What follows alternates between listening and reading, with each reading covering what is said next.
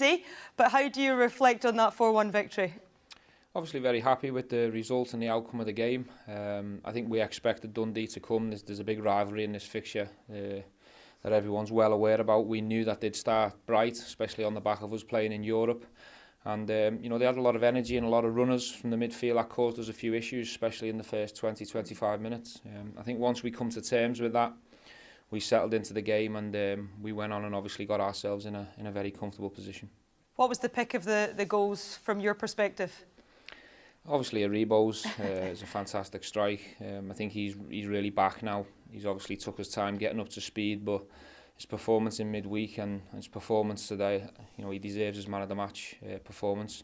He was out for a long time. It's his first injury he's suffered in his career, and he had an illness on the back of the injury, so it took him quite some time getting right back in the groove. But he was fantastic today. Not just the goal, his running power, his quick feet, the way he outplays people, and once he gets you in the box, you're in trouble because he's got all the skills that he needs. Stevie, on Joe Aribo, I was just saying there to Emma and Shelley, I wonder where his best position is, where he feels his best position is, and where do you feel his best position is, because he's so effective in a middle three or playing one up off the side, coming in on one of those 10s. Well, you've got more experience than me. Can you tell me? Because I'm still trying to work it out myself. Listen, he's a fantastic kid. What I will say is you can't get him off the training pitch. He's always working on his game. I think for me, good players can do whatever job you ask them to do. The good thing for Joe is he can be effective as a right 10 or a left 10. Of course he can, because he's closer to the goal. And if you probably ask Joe, he wants to be closer to the goal. But when we're at home, playing him as a left 8, or a right 8, it gives us that little bit more ambition in our team and in our team selection, rather than having the 3 number 6s. And we know he can burst from deep, and it gives us the chance to get Hadji and Kent in the team as well, and maybe other people for different games. But honestly, I can't speak highly enough of the kid. He's a boss kid. He wants to improve. We're delighted to have him. You know, he decided to come here to Rangers to develop and grow, and he's certainly moving in the right direction. But he's absolutely low maintenance. Everything he's putting into it, there's no surprise that he's getting a lot of good performances in his game now. Stephen, I wanted to ask you about Dundee United. Obviously, you mentioned it took about 20 minutes for Rangers to get into the game, and it was interesting for Dundee United to set up with a diamond. Did you change anything tactically, or was it just patience? Well, we knew how they were going to set up because of the previous 2 games, and once we seen that Nicky Clark was in the team with Shankland and Appiah, we had a good idea. They were going to try and man-mark Stephen Davis, and then at the right time they were going to either go into the front man's feet and Clark running beyond that. And it gives you the problem because you've only got 2 centre-halves.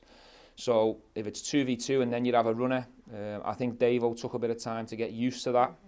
And we worked it out, to be fair. I think the players worked it out before we could get to it, but we tweaked it at half-time. We had Leon stay a little bit more, just so if Clark burst off us, we had Connor as the middleman just to match that. So we did work it out tactically as a staff, but we wanted to get half time to do it. But to credit to the boys, they worked it out and was sorting the majority of the problems out themselves. I expected us to be a little bit slow today. We had a couple of long days leading into this game in the build-up on the back of a tough week going into Europe. And we give everything in Europe. We left it all on the pitch, so I expected us to be a bit leggy. But to get ourselves to 4-0, having worked the game out, I'm really pleased with the boys' effort. How's Ryan Jack, Stephen, after going off in the first half? Well, hopefully we've got to the injury before it becomes an injury, if you like. He's felt some tightness in his calf early in the game. He hasn't felt knot and tear, which is good, but we're going to have to scan it and see what it is. It's in the calf area, but he's felt some tightness in there.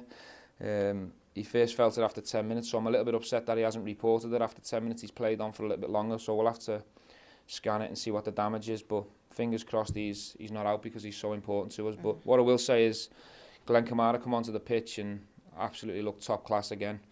I wanted to save Glenn for Thursday night to have him fresh, because it'll be a big game for us. And obviously give Jacko the start because he was offloaded through the week. But Glenn was outstanding. He made us play more, and he was a big factor in getting to 4-0 because he gives a bit of class and a bit